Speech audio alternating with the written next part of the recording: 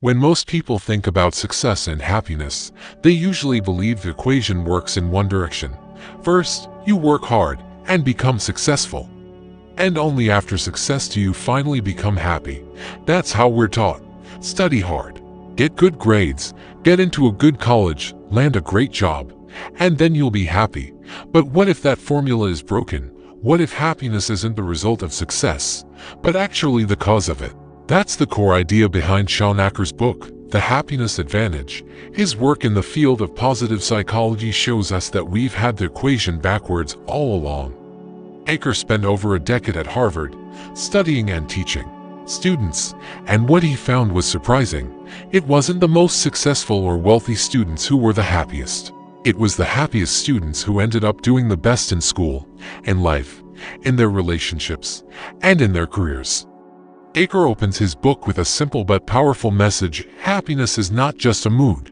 It's a work ethic. It's a mental approach that you can train, practice, and build over time, just like lifting weights at the gym. He calls this the happiness advantage. When your brain is in a positive state, it performs significantly better than when it's in a negative or neutral state. Intelligence rises, creativity expands, energy levels go up. Every single business outcome improves when the brain is positive. People are 31% more productive. Salespeople are 37% better at closing deals.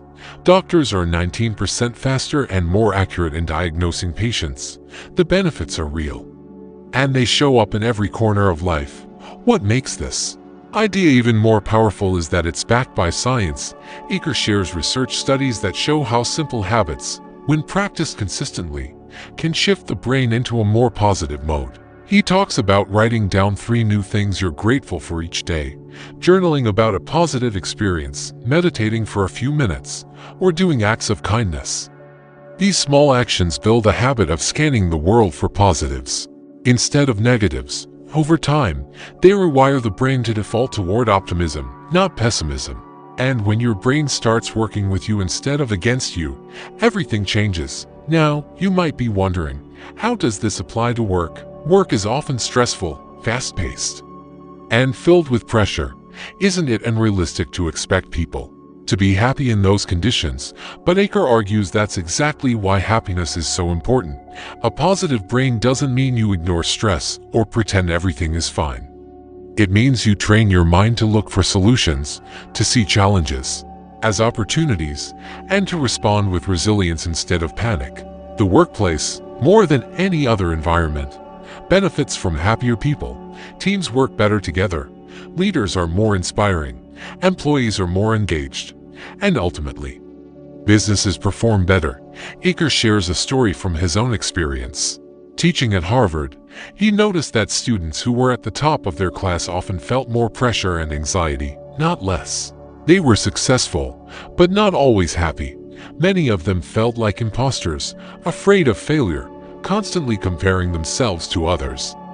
This opened his eyes to the idea that success alone doesn't guarantee happiness. In fact, the constant pursuit of success without a foundation of happiness can lead to burnout, stress, and disappointment. He realized that something was missing, and that something was the happiness advantage. Through his research and work with companies around the world, Achor discovered that the people who thrive the most aren't necessarily the smartest or the most skilled. They are the ones who have learned to see the world through a positive lens. They bounce back faster from setbacks. They stay motivated longer. They build better relationships. And because of all that, they often end up being the most successful too. The good news is, you don't have to be born with a naturally happy personality to benefit from the happiness advantage. It's not about pretending to be cheerful all the time or ignoring reality. It's about training your brain to see what's working, not just what's broken. It's about recognizing that your mindset is a tool, and you can sharpen it through daily habits and intentional practices. This is where Achor's message becomes really hopeful. Change is possible.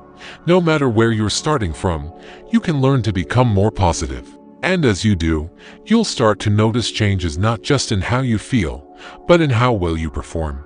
Many people resist the idea of happiness as a tool because they think it's fluffy or unrealistic. But Achor presents it as a serious, measurable advantage, he's not saying life won't have challenges. He's saying that by building a positive mindset, you give yourself the best chance to face those challenges effectively. The science of positive psychology supports this. Studies show that optimistic people live longer, earn more, have stronger immune systems, and enjoy better relationships. That's not because they ignore problems, it's because they're better at handling them. One of the most powerful ideas in the book is that happiness is contagious.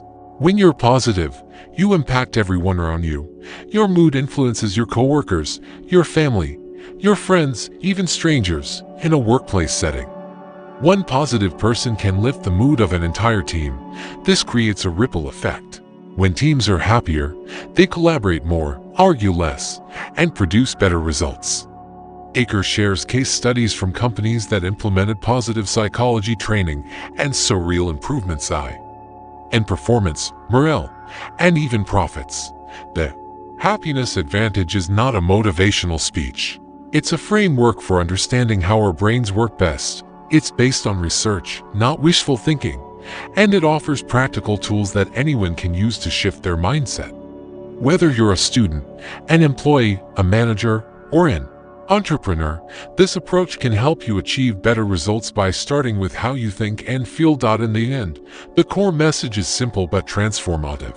Happiness is not the reward for success, it's the fuel for it. By focusing on what makes us feel good, grateful, and hopeful, we unlock the energy and drive needed to reach our goals. This doesn't mean life will be perfect, but it does mean we'll be better prepared to face whatever comes our way with resilience, focus, and optimism. And when more people start to live this way, not only do individuals benefit, but entire organizations and communities begin to thrive. Asterisk, the first principle that Shawn Achor introduces is the foundation for everything else in the book. It's the happiness advantage itself.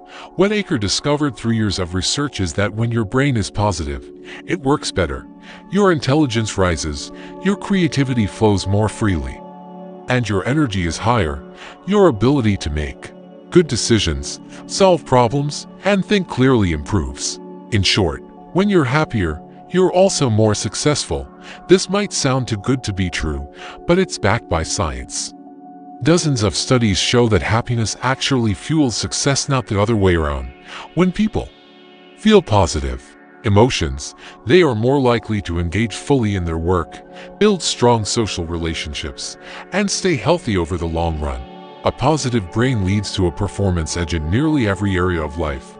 This principle has huge implications for how we live and work. Instead of waiting for external achievements to bring happiness, we can focus on building happiness first. Simple habits like practicing gratitude, exercising, getting enough sleep, or doing acts of kindness can create a small but powerful shift in our mindset. These habits train our brain to look for the good instead of the bad, and once our brains learn to focus on positives, we perform better. It's a self-reinforcing cycle. The more positive you feel, the more effective you become, and the more successful outcomes you experience, which in turn make you feel even more positive. The second principle builds on the idea that our mindset shapes our reality. It's based on a simple concept from physics, the idea of a fulcrum and a lever. In real life, if you move the fulcrum on a lever, you can lift heavier weights with the same amount of force. Achor applies this metaphor to our mental lives. The fulcrum is your mindset, the place from which you view the world, and the lever is your potential, the power you have to change your circumstances. When you shift your mindset in a more positive direction, you unlock more power. You can change how you respond to challenges, how you see setbacks, and how much control you feel over your life. Achor tells the story of hospital orderlies who, despite working in tough conditions, reported feeling fulfilled and happy in their jobs. Why? Because they saw their work as meaningful. They weren't just cleaning floors, they were contributing to patients' recovery. Their mindset, their fulcrum, was different, and it changed their experience of work entirely. This principle teaches us that we can choose how we interpret our circumstances. We can choose a lens of stress, frustration, and helplessness, or we can choose a lens of growth, learning, and contribution. When we shift the fulcrum, we extend the length of our lever. giving us more strength to change our lives. The third principle focuses on the way our brain filters the world. Achor calls it the Tetris effect. Inspired by a phenomenon where people who played Tetris for hours started seeing falling blocks in their dreams. And even in real life, this shows that the brain becomes wired to see patterns that it practices repeatedly. In our everyday lives, this means we can train our brains to see either the positive or the negative, depending on what we focus on most. And fortunately, many people are stuck in a pattern of scanning for problems, threats, and mistakes. This habit might help in crisis situations, but over time, it creates stress, anxiety, and burnout. The good news is we can reverse this habit by deliberately focusing on positive patterns. We train our brains to spot opportunities instead of obstacles. One way to do this is by keeping a gratitude journal. Writing down 3 new things you're grateful for every day trains your brain to search for the good in your life. Another way is to journal about 1 positive experience each day. This helps your brain relive those moments and reinforces positive memories. Over time, these small actions rewire your brain to default to positivity.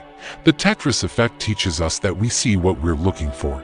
If you practice looking for wins, progress, kindness, and beauty, you'll start to see more of those things all around you. The fourth principle is about how we deal with failure and setbacks. Everyone falls down. Everyone faces obstacles. But what makes the difference is how we respond. Achor calls this principle falling up. Most people believe that failure sends you down a path of negativity and loss. But some people use failure as a way to grow stronger. They fall up, not down. These are the people who bounce back quickly, learn from their mistakes, and come out better than they were before. They don't deny the pain or the problem, but they find a path that leads through the challenge to something meaningful. This ability to fall up is rooted in something called post-traumatic growth. Research shows that after difficult experiences like illness, loss, or failure, some people actually become more resilient, more connected to others, and more appreciative of life. They use adversity as a way to deepen their character. The key difference is how they interpret what happened. Instead of saying, "Why did this happen to me?" they ask, "What can I learn from this?" or "How can this make me stronger?" That mindset shift creates the upward path. Achor shares stories of individuals and companies that use failure as a launching pad for success. The lesson is that setbacks are not the end. They're a signal that it's time to grow, adapt, and find a new direction. Falling up also means believing in your own ability to improve. It means choosing a mindset of growth instead of a mindset of defeat. Some people believe their abilities are fixed and that failure proves they're not good enough. But people who fall up see abilities as flexible. They understand that effort leads to growth. They treat failure as information, not a personal verdict. That belief changes everything. It creates persistence. It fuels motivation. It turns loss into fuel for success. And in the long run, those who fall up keep rising again and again, no matter how many times they've been knocked down. The fifth principle in the book is something called the Zorro Circle. The name comes from the legend of Zorro, the masked hero who trained to become a skilled swordsman. In the story, Zorro starts off angry and out of control. He wants to fight injustice, but he's overwhelmed by everything happening around him. His mentor, Don Diego, doesn't throw him into battle. Instead, he draws a small circle in the dirt and tells Zorro to master his movements within that circle first. Only when Zorro can control that small space is he allowed to move on to larger challenges. This is the foundation of the Zorro Circle principle. When life feels overwhelming, the key to regaining control is to start small. Achor uses this principle to explain how people can manage stress, setbacks, and chaos in their lives. When we're facing too many problems at once, our brain starts to shut down. We feel helpless, like we've lost control. But if we narrow our focus to a small, manageable task, something we can actually do, we begin to feel powerful again. Regaining control in one small area builds confidence. That confidence grows, and soon we're ready to take on bigger challenges, just like Zorro expanded his circle one step at a time. We can regain control of our lives by focusing on what's within reach. This principle applies at work, at home, and in our personal goals. If you're buried in tasks, start by finishing one important thing. If you're trying to get in shape, don't change your whole lifestyle overnight. Start with a 10-minute walk. Master that. Then build on it. When you shrink the circle of focus, you lower the pressure and increase your chances of success. Each small win builds momentum. Over time, your circle of control expands. You begin to believe in yourself again. You stop feeling like a victim and start acting like the person in charge of your own story. The sixth principle is about how to turn good intentions into actual habits. Achor calls it the 20-second rule. It's based on the idea that we are more likely to do something if it's easy to start, and we're less likely to do something if it takes effort to begin. Even 20 seconds of extra effort can make or break a habit. So the trick is to make good habits easier to start and bad habits harder to begin. It's not about willpower. It's about shaping your environment to support your goals. Achor tells a story from his own life. He wanted to practice guitar every day but kept finding excuses not to do it. The problem? His guitar was stored in the closet. It took about 20 seconds to get it out and set it up. That tiny barrier was enough to keep him from practicing. So he moved the guitar to the middle of his living room. Now it was right in front of him, easy to grab, and he started playing daily without effort. At the same time, he wanted to watch less TV. So he took the batteries out of the remote and put them in a drawer across the room. That small delay made it easier to choose something else. Like reading or playing guitar, this principle shows that behavior change isn't always about motivation or discipline. It's about reducing the friction that blocks good behavior and increasing the friction that blocks bad behavior. If you want to work out in the morning, lay out your gym clothes the night before. If you want to eat healthier, keep fruits and veggies where you can see them. If you want to waste less time on your phone, move distracting apps off your home screen. These small adjustments lower the activation energy needed to do the right thing. The easier it is to start something positive, the more likely you are to repeat it. The final principle is one of the most powerful: social investment. When times get tough, many people withdraw. They stop talking to friends. They isolate themselves at work. They try to handle everything alone. But Achor's research shows that this instinct is the exact opposite of what we should do. The people who survive and thrive during difficult times are the ones who deepen their social connections. They invest in their relationships. They lean into their support networks, not away from them. Social support is the greatest predictor of happiness, and it's also one of the strongest buffers against stress. Achor shares studies from corporate environments, natural disasters, and military training. In every case, people who maintained strong social ties were more resilient, more productive, and more hopeful. When we feel supported, our brains function better. We feel safer, more secure, and more confident. That's because human connection is wired into our biology. It's not a luxury, it's a survival need. This principle doesn't just mean leaning on others. It also means being there for them. Helping others increases our own happiness. It gives us purpose. It builds trust. It strengthens the bonds that hold teams, families, and communities together. Achor encourages people to make time for their relationships, even during busy or stressful periods. Take time to listen, to share, to encourage. The return on that investment is massive. At work, building strong social ties leads to better collaboration, more creativity, and higher engagement. People feel more connected to their team, which makes them care more about the outcome. In life, strong relationships lead to better mental health, physical health, and even longevity.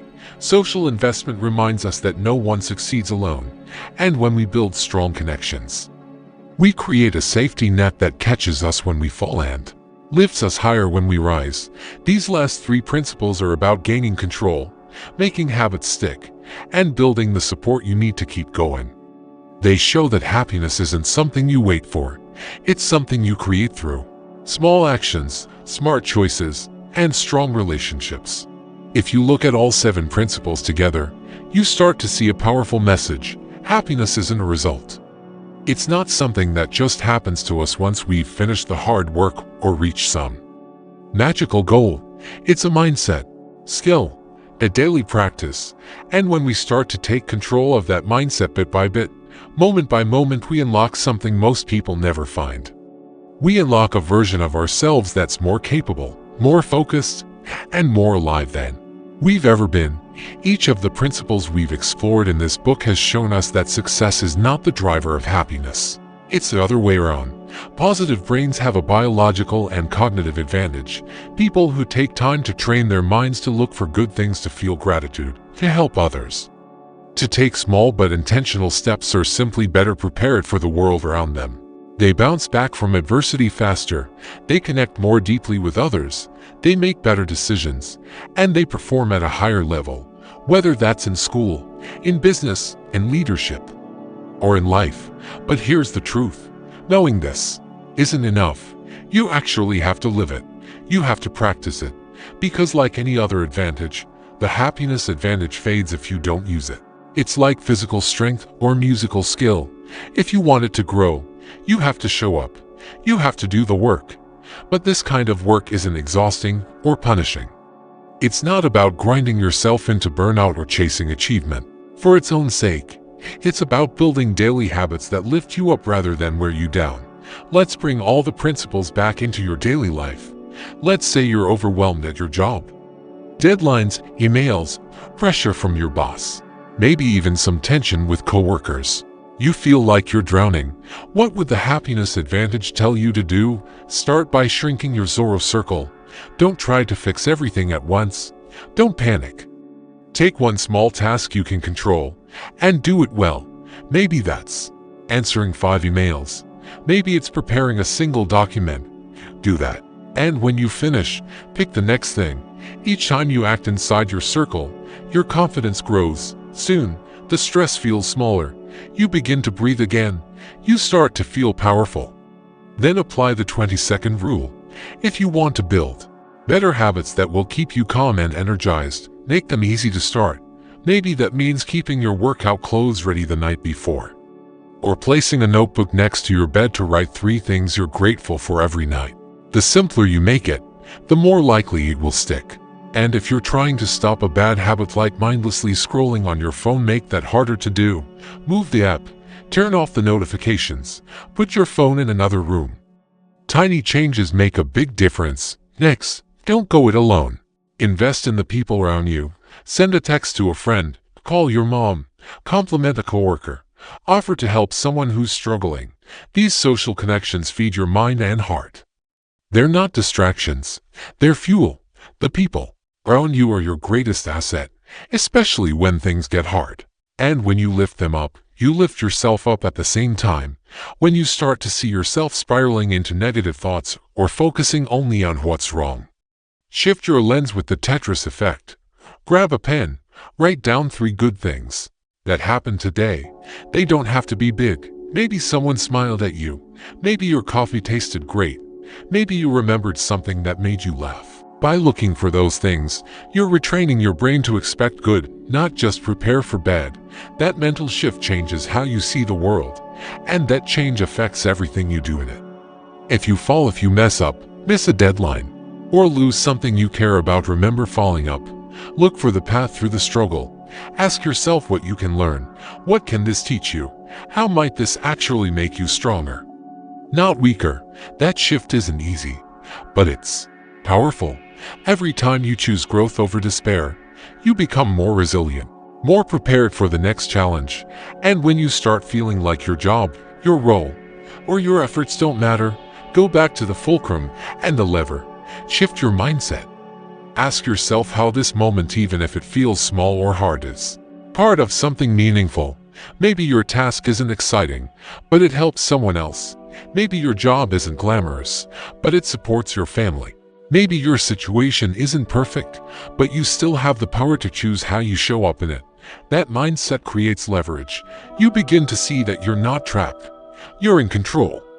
And when you feel in control, you act with purpose. All of these principles come together to form a powerful new way of thinking, not just about happiness, but about how we live. It's not about pretending that life is perfect. It's not about avoiding pain, sadness, or struggle. It's about learning how to face those things with a brain and a heart that are equipped to rise. It's about understanding that happiness is not a luxury. It's a strategy, a life strategy that works, one that leads to success that's not only measurable, but also sustainable. One that leads to a version of you that is not only high-performing, but also grounded, joyful, and fulfilled. So, what should you do now? The answer is simple. Start small. Pick one principle, one action. Practice it today, maybe tonight. Write down 3 good things, maybe tomorrow. Compliment a coworker, maybe this week.